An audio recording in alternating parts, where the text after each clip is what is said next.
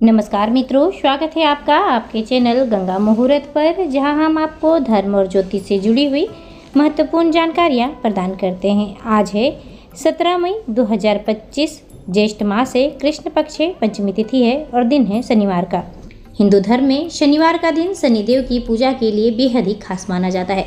शनिदेव को न्याय का देवता कहा जाता है। इस दिन विधि विधान से शनिदेव की पूजा की जाती है और उनके व्रत भी रखे जाते हैं। शनिदेव की पूजा से परेशानियों से छुटकारा मिलता है और जीवन में खुशहाली भी आती है। ज्योतिष शास्त्र में शनिवार के दिन विशेष उपाय करने का विधान है और साधकों को इनकी व्रत कथा सुनने मात्र से ही रोगों और भय से छुटकारा प्राप्त होती है। आज हम बात करेंगे शनिवार के दिन कुछ किए जाने वाले उपायों के बारे में। इनकी पूजा विधि क्या है, क्या उपाय करने चाहिए और शनिवार शनिदेव की व्रत कथा भी साथ में हम सुनेंगे। तो चलिए जान लेते हैं। सबसे पहले शनिवार पूजा विधि। सबसे पहले सुबह जल्दी उठें, अपने घर की साफ सफाई करें, सुबह जल्दी स्नान करें, स्वच्छ वस्त्र धारण करें। मंदिर की सफाई करने के बाद शनिदेव की प्रतिमा या फिर उनके यंत्र को स्थापित करें। सरसों के तेल का दीपक जलाएं। शनिदेव को तिल, फूल, काले तिल, धूप आदि अर्पित करें। इस दिन भगवान शनिदेव को लाल फूल नहीं अर्पित करना चाहिए। शनिदेव को फल, मिठाई आदि का भोग लगावें। शनिदेव की कथा पढ़ें और उसके बाद आरती गावें। शनिवार के दिन काले तिल, उड़द दाल, कंबल या फिर कपड़े का दान करना बेहद ही शुभ माना जाता है। पीपल वृक्ष पर जल चढ़ाएं, 7 बार उनकी परिक्रमा करें और वहां भी दीपक जलाएं।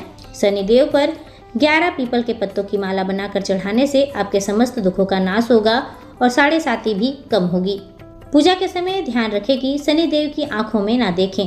पूजा के दौरान तांबे के बर्तनों का उपयोग ना करें। शनिवार के दिन काला तिल, काला छाता, सरसों का तेल, काली उड़द, जूते चप्पल के साथ साथ लोहा भी दान करना चाहिए। शनिवार के दिन कुत्ते को रोटी खिलाना, पीपल वृक्ष पर दूध चढ़ाना, गुड़ चने का भोग लगाना शनिदेव को अत्यंत ही प्रिय माना जाता है।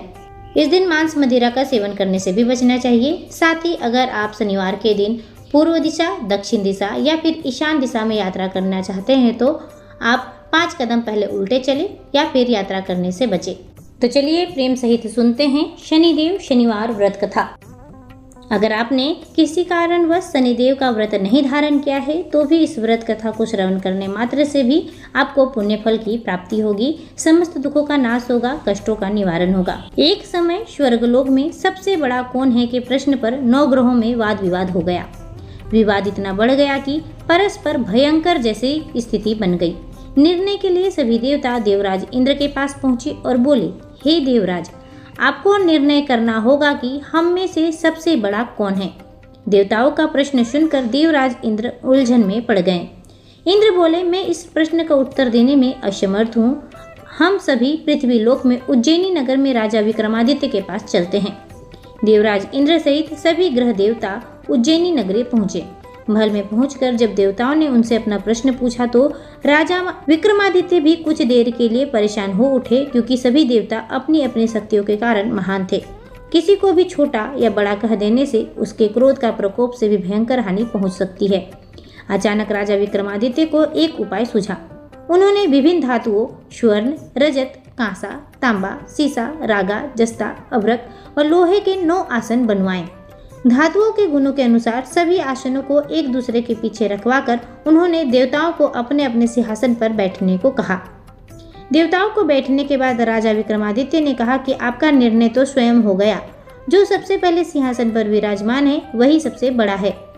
राजा विक्रमादित्य के निर्णय को सुनकर शनि देवता ने सबसे पीछे आसन पर बैठने के कारण अपने आप को छोटा जानकर क्रोधित होकर कहा, राजा विक्रमादित्य, तुमने मुझे सबसे पीछे बैठाकर मेरा अपमान किया है।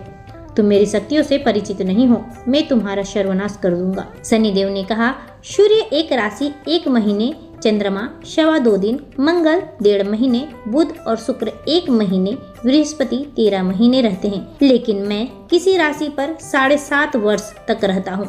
बड़े बड़े देवताओं को भी मैंने अपने प्रकोप से पीड़ित किया है। राम को 7.5 के कारण ही वन में जाकर रहना पड़ा। रावण को 7.5 के कारण ही युद्ध में मृत्यु का शिकार बनना पड़ा। राजा, अब तू भी मेरे प्रकोप से नहीं बच सकेगा। इसके बाद वह अन्य ग्रहों के देवता तो प्रसन्नता के साथ चले गए, परंतु शनिदेव बड़े क्रोध के साथ वहां से विदा हुए। राजा विक्रमादित्य पहले की तरह ही न्याय करते रहे।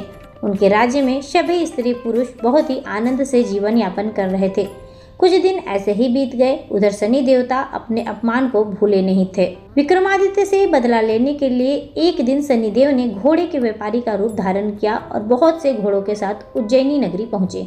राजा विक्रमादित्य ने राज्य में किसी घोड़े के व्यापारी के आने के समाचार सुना तो अपने अश्वपाल को कुछ घोड़े खरीदने के लिए भेजा। घोड़े बहुत कीमती थे। अश्वपाल ने जब वापस लौटकर इस संबंध में बताया तो राजा विक्रमादित्य ने स्वयं आकर एक सुंदर व शक्तिशाली घोड़ी को पसंद किया। घोड़े की चाल देखने के लिए राजा उस घोड़े पर सवार हुआ। घोड़ा बिजली की गति से दौड़ पड़ा। तेजी से दौड़ता हुआ घोड़ा राजा को एक दूर जंगल में ले गया और फिर राजा को वहां गिराकर जंगल में कहीं गायब हो गया। राजा अपने नगर को लौटने के लिए जंगल में भटकने लगा, लेकिन उन्हें लौटने के लिए कोई रास्ता नहीं मिला। राजा को भूख प्यास लगी। बहुत घूमने पर उसे एक चरवाहा मिला। राजा ने उससे पानी मांगा। पानी पीकर राजा ने उस चरवाहे को अपनी अंगूठी दे दी। फिर उससे रास्ता पूछकर वह जंगल से निकलकर पास के नगर में जा पहुंचा। राजा ने एक सेठ की दुकान पर बैठकर कुछ देर आराम किया। उस सेठ ने राजा से बातचीत की तो राजा ने उसे बताया कि मैं उज्जैनी नगरी से आया हूँ। राजा के कुछ देर दुकान पर बैठने से ही सेठ जी की बहुत बिक्री हुई। सेठ ने राजा को बहुत भाग्यवान समझा और खुश होकर उसे अपने घर भोजन करने के लिए ले गया। सेठ के घर में सोने का एक हार खूंटी पर टंगा हुआ था। राजा को उस कमरे में छोड़कर सेठ कुछ देर के लिए बाहर गया। तभी आश्चर्यजनक घटना घटी। राजा के देखते देखते सोने के हार को उस खूंटी ने निगल लिया। सेठ ने कमरे में लौटकर हार को गायब देखा तो चोरी का संदेह राजा पर किया, क्योंकि उस कमरे में राजा ही अकेला बैठा हुआ था। सेठ ने अपने नौकरों से कहा कि इस परदेशी को रस्सियों से बांधकर नगर के राजा के पास ले चलो। राजा ने विक्रमादित्य से हार के बारे में पूछा तो उसने बताया कि उसके देखते ही देखते खूंटी ने हार को निगल लिया था। इस पर राजा ने क्रोधित होकर चोरी करने के अपराध में विक्रमादित्य के हाथ पांव काटने के आदेश दे दिए। राजा विक्रमादित्य के हाथ पांव काटकर उसे नगर की सड़क पर छोड़ दिया गया।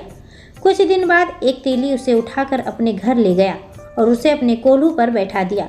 राजा आवाज देकर बैलों को हाँकता रहता। इस तरह तेली का बैल चलता रहता और राजा को भोजन मिलता रहा। शनि के प्रकोप की 7.5 पूरी होने पर वर्षा ऋतु प्रारंभ हुई। राजा विक्रमादित्य एक रात मेघ मल्हार गा रहा था। तभी नगर के राजा की लड़की राजकुमारी मोहिनी रथ पर सवार उस तेली के घर के पास से गुजरी। उसने मेघ मल्हार सुना तो उसे बहुत अच्छा लगा। दासी को भेजकर गाने वाले को बुला लाने को कहा। दासी ने लौटकर राजकुमारी को अपंग राजा के बारे में सब कुछ बता दिया। राजकुमारी उसके मेघ मल्हार से बहुत मोहित हुई अतः उसने सब कुछ जानकर भी अपंग राजा से विवाह करने का निश्चय कर लिया। राजकुमारी ने अपने माता पिता से जब यह बात कही तो वह हैरान रह गए। रानी ने मोहिनी को समझाया, बेटी तेरे भाग्य में तो किसी राजा की रानी होना लिखा है, फिर भी तू उस लड़के से क्यों विवाह करना चाहती है जिसके ना तो हाथ है और ना ही पाँव। अपने पाँव पर क्यों कुल्हाड़ी मार रही हो। राजकुमारी ने अपनी जिद नहीं छोड़ी। अपनी जिद पूरी कराने के लिए उसने भोजन करना छोड़ दिया और प्राण त्याग देने का निश्चय लिया। आखिरकार राजा रानी को विवश होकर अपंग विक्रमादित्य से राजकुमारी का विवाह करना ही पड़ा। विवाह के बाद राजा विक्रमादित्य और राजकुमारी तेली के घर में रहने लगे। उसी रात स्वप्न में शनिदेव ने राजा से कहा, राजा तुमने मेरा प्रकोप देख लिया, मैंने तुम्हें अपने अपमान का दंड दिया है। राजा ने शनिदेव से क्षमा करने को कहा और प्रार्थना की कि हे शनिदेव, आपने मुझे जितना दुख दिया है और किसी को मत देना। शनिदेव ने कुछ सोचकर कहा, राजा मैं तुम्हारी प्रार्थना स्वीकार करता हूँ। जो कोई स्त्री पुरुष मेरी पूजा करेगा, शनिवार को व्रत करके मेरी व्रत कथा सुनेगा, उस पर मेरी अनुकंपा बनी रहेगी। प्रातःकाल राजा विक्रमादित्य की नींद खुली तो अपने हाथ पांव को देखकर राजा बहुत ही खुशी हुआ। उसके मन ही मन शनिदेव को प्रणाम किया। राजकुमारी भी राजा के हाथ पांव सही सलामत देखकर आश्चर्य में डूब गई। तब राजा विक्रमादित्य ने अपना परिचय देते हुए शनिदेव के प्रकोप की सारी कहानी सुनाई। सेठ को जब इस बात का पता चला तो दौड़ता हुआ तेली के घर आ पहुंचा और राजा के चरणों में गिरकर क्षमा मांगने लगा। राजा ने उसे क्षमा कर दिया क्योंकि यह सब तो शनिदेव के प्रकोप के कारण हुआ था। सेठ राजा को अपने घर ले गया और उसे भोजन कराया। भोजन करते समय वहां एक आश्चर्यजनक घटना घटी।